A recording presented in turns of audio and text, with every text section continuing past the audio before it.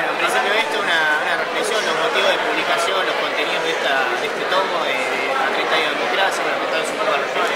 Bueno, el CELS, como todos los años, presenta su informe anual. Este año particular, la importancia particular de este año es que son los 30 años de democracia.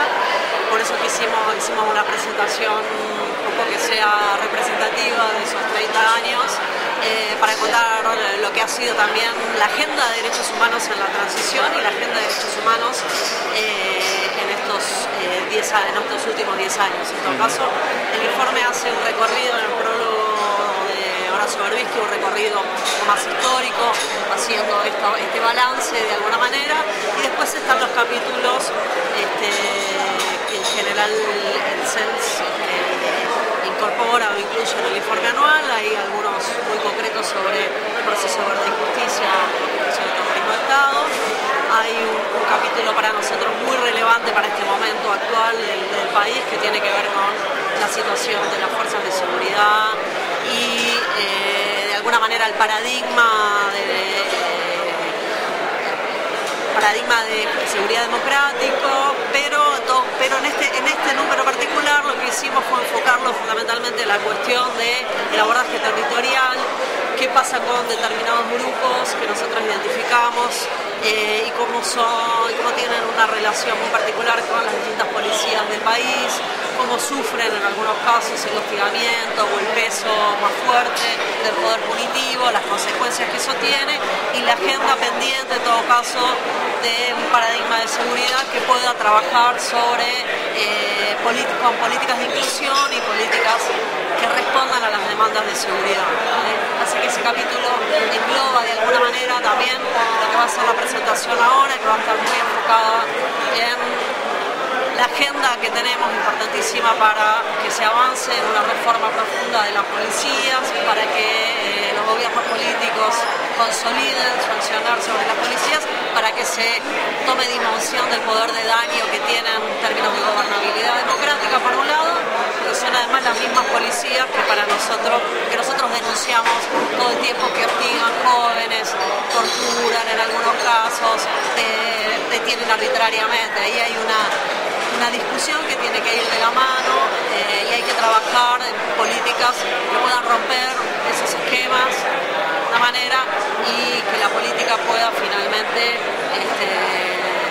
gobernar a las fuerzas de seguridad y democratizarlas. Uno de los puntos que se discutió con respecto a la fuerza de seguridad recientemente fue la sindicalización, justamente. ¿Se trata el tema en el tomo? ¿Se habla al respecto? No hablamos concretamente de sindicalización. Toman los hechos del año pasado, el informe, seguramente el informe del año que viene va a tomar un análisis de lo que pasó en este último tiempo, en estos últimos meses. Para nosotros ese es un tema obviamente muy importante para dar, pero tiene que estar atado de la mano de la discusión sobre gobierno político y reformas institucionales en las policías, romper ciertos esquemas que impliquen obviamente garantizar mejores derechos para las policías, pero quitarles ese poder extorsivo que mostraron en este último tiempo. Nos parece que la discusión meramente sobre sindicalización limita esa discusión, y tiene que ser una discusión más amplia que obviamente incluya aquellas instancias que permitan que se mejore la situación de trabajo de los policías, pero enmarcados en un funcionamiento que no implique este contacto que nosotros vemos tan cotidiano con las redes de ilegalidad, etc. Así que ahí hay una discusión mucho más fuerte. Hay que trabajar primero sobre las reformas institucionales que puedan romper estas lógicas de paradigma, y acompañar obviamente esas discusiones con una discusión sobre mejoramiento de las condiciones laborales, obviamente salariales también, pero fundamentalmente condiciones laborales que en muchos casos son precarias, obviamente. Otro de los problemas que tiene mucha presencia es la crisis habitacional en el informe. Sí, hay un capítulo específico sobre eso. Nosotros venimos haciendo un seguimiento durante los últimos años, sobre todo la situación de Ciudad de Buenos Aires. Seguimos viendo con mucha preocupación que es muy deficiente las políticas que se están llevando adelante para responder con una solución de fondo, en todo caso, a la crisis habitacional.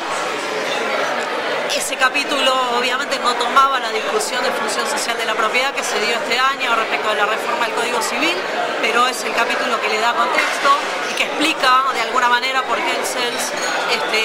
trabajó con mucha fuerza durante este año por la reforma del Código Civil. Estamos de acuerdo con esa idea de modernización, pero nos parece indispensable que tenga un criterio, un principio de función social de la propiedad para dar cuenta de estos problemas habitacionales, para que sea un código también que resuelva los problemas de los que más lo necesitan y que no resuelva únicamente los problemas de los que más tienen. En el código actual, por ejemplo, o en el proyecto que se está discutiendo y que tuvo media sanción, está resuelta la cuestión de los cementerios privados o lo de los countries. Nos parece que hay que resolver